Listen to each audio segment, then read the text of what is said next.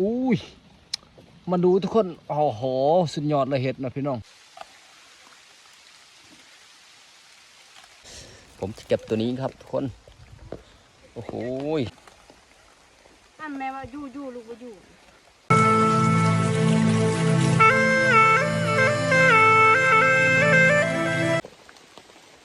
โอเคเนาะ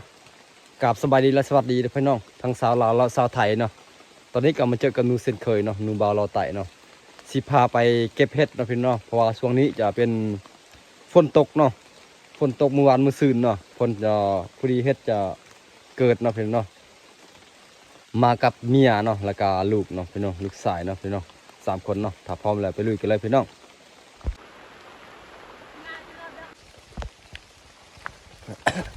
โอ้พี่น้องฝนกระตกเนาะนี่เราสิไปหาเห็ดเนาะพี่น้องว่าช่วงนี้ก็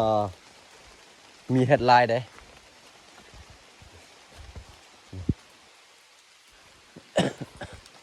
โอ้โห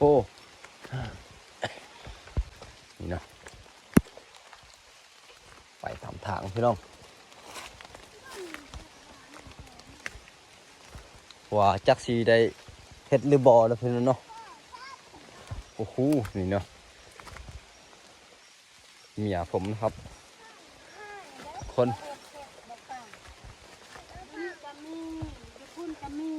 อู้อู้มาดูทุกคนนี่นะโอ้โหเห็ดคมลายเนาะพี่น้องนี่เก็บเป็นนี่โบราณแล้วบุญดูคนโบราณนี่ทุกคนนี่นะโอ้โหนี่ระดับจ้านี่เนาะโอ้โหนี่เนาะคนลายนะนี่บ้านที่เถิงหันที่เถิงใช่บ่แม่นบ่โอ้โหเทิงคลายพี่น้องปลาอยากจังบุรุษนี่ดิเมนดาวกงเรามาเปิดโอ้โหเก็บได้โอ้โหตัวนี้ก็เก็บตัวนี้ก็เป็น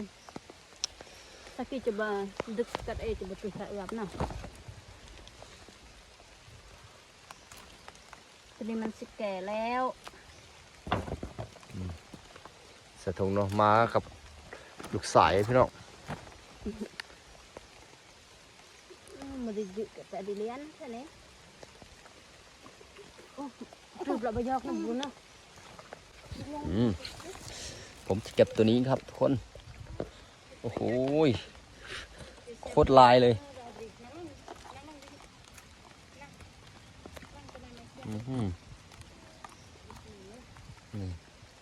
โคตรงามเลยเห็ดโอ้ยเดี๋ยวมันตก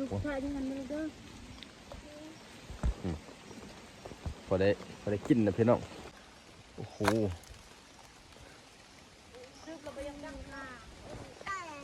ปลา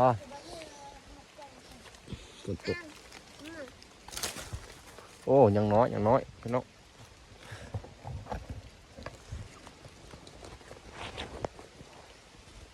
โอ้ยทั้งกะลายเลยนี่โอ้ตัวนี้เสียดายเนาะนี่มันแก่เลยพี่น้องนี่เพราะว่าฝนตกเนาะฝนตกแต่เมื่อวานเมื่อซืนเนาะมันก็แก่แล้วตัวนี้เนาะแต่ว่าเขาก็เก็บไว้เนาะพี่น้องเขาก็เก็บเมียนเนาะ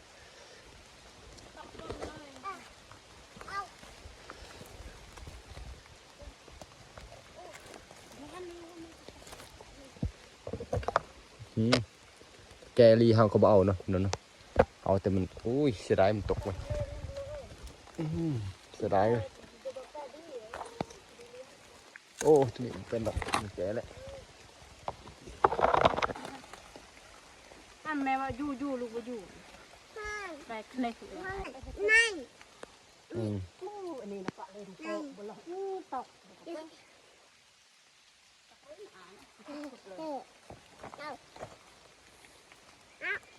่เมียใครกำลังเก็บเนาะพี่น้องคนโอ้โหมาขึ้นไหมความแบบนี้ก็ไม่ต้องยึดเลยเกาะ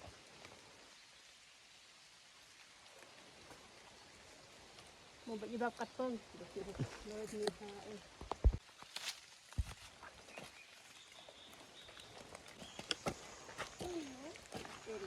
ว้าเสียงนกนะตัวชนิดกระต่ายสาวนะพี่น้อง6-7 โมงนะ เฮ็ดอีสาน เป็นกินแบบนี้อู้โอ้ผมมันแก่เลยพี่น้องนี่เนาะเห็นบ่โอ้ยมาบ่ทันป้าโอ้โหนี่ได้ของสุดยอดพี่น้องนี่จะเป็นหอยเนาะหอยเดือพี่น้องกินก็เขาแซ่บพี่น้องหอยเดือใส่ได้หลายเนาะ ทำไมปันไม่ลุกเลยแถวเองจริง เนี่ยเก็บ ตักเล โอ้ย มาแม่เราไปตักเป็นนักแจก เสียดายไปไม้น้อยๆเนี่ยพี่น้องนี่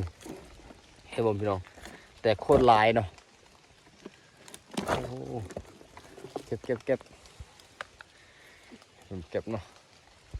เดี๋ยวก่อนเบิ่งสิมีกระบอกเนาะอู้หุยทุกคน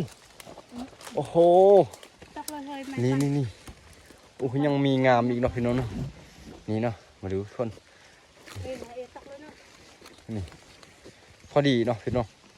พอดีมันอ่อนๆเนาะพี่น้องนี่โอ้โหงาม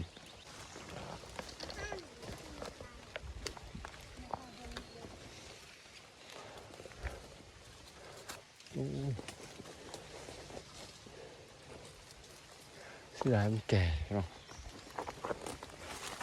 ป้าลูกชาย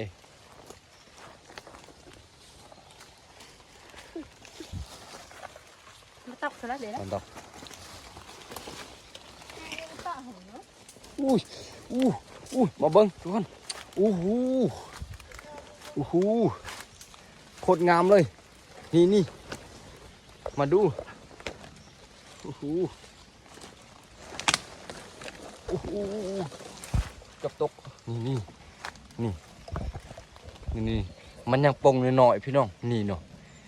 นี่เห็นบ่พี่น้องนี่แต่ว่าปะมืออื่นมือหือเนาะมืออื่นนี่พอดีงามเนาะเห็นบ่พี่น้องนี่ไปโคตรลายเลยนี่เห็นบ่โอ้โห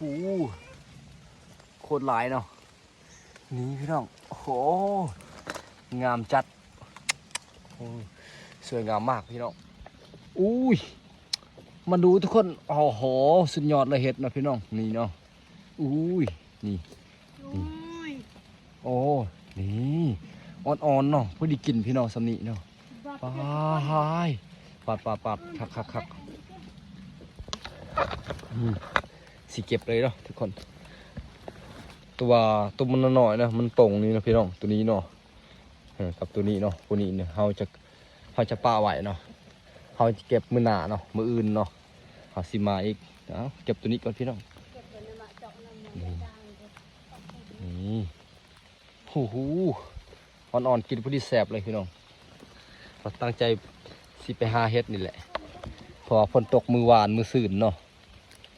นี่โอ้ยงามขนาดพี่น้อง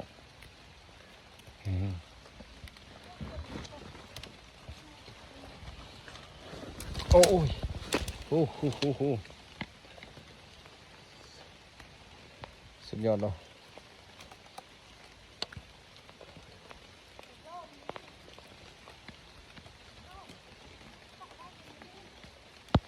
โอ้เมียผมเจออยู่พุ่นอีกครับพี่น้องโอ้โหโคตรงามเลยนี่นะพี่น้องอยู่ธรรมศาสตร์บ้านเฮากะแบบนี้เนาะยามฝนตกก็ไปหาเฮ็ดนี่แหละพี่น้องโอ้ถ้าว่าเฮ็ดหลายก็ได้เงินด้วยนี่ว่าช่วงนี้นี่ฝนตกใหม่ๆเนาะ ฝนตกใหม่ๆเนี่ยเห็ดจะลายเนาะพอดีกินเนาะพอดีเนาะนอนเนาะตัวน้อยๆนี่ปะไม่ยิ้มหื้อนี่แหละโอ้ยบ่ถึกใส่ทงเนาะ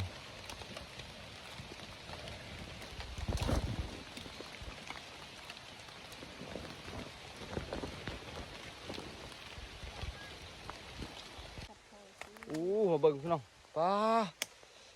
งามอยู่นี่เดี๋ยวป้านี่ป้าโคตรหลายเว้ยเก็บ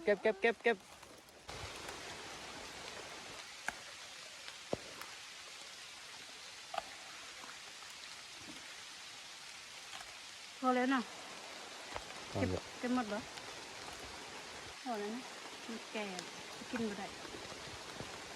ตัวมันแก่พี่น้องตัวมันแก่เขาก็เก็บไว้เนาะเพื่อได้กินในอนาคตเนาะฝนก็ตกพี่น้องเก็บเห็ดป้าโอ้โหนี่โอ้โหทุกคนนี่นะมาดูเนาะนี่เนาะโคตรหลายเลยพี่น้องอู้เสียดายเนาะนี่เนาะพวกนี้มันแก่เลยพี่น้องนี่โอ้เห็นบ่ป้าลายดีเลยโอ้ยยังอ่อนๆอยู่ได้นี่โอ้กินได้พี่น้องเก็บหมดเลยใส่ถุงก่อนโอ้โหหลายเลยมันอ่อนอยู่พี่น้องมันอ่อนอยู่โอ้หมดกระเต็มนี่พี่น้องหมดปะ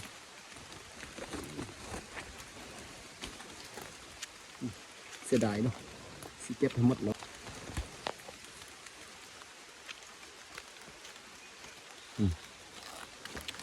โอ้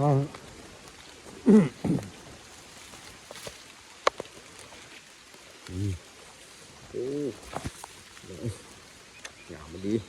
โอ้ยพอเห็นมันใหม่เนาะสีงามขนาด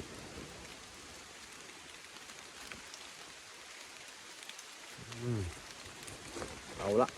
แกกินได้มันยังอ่อนอยู่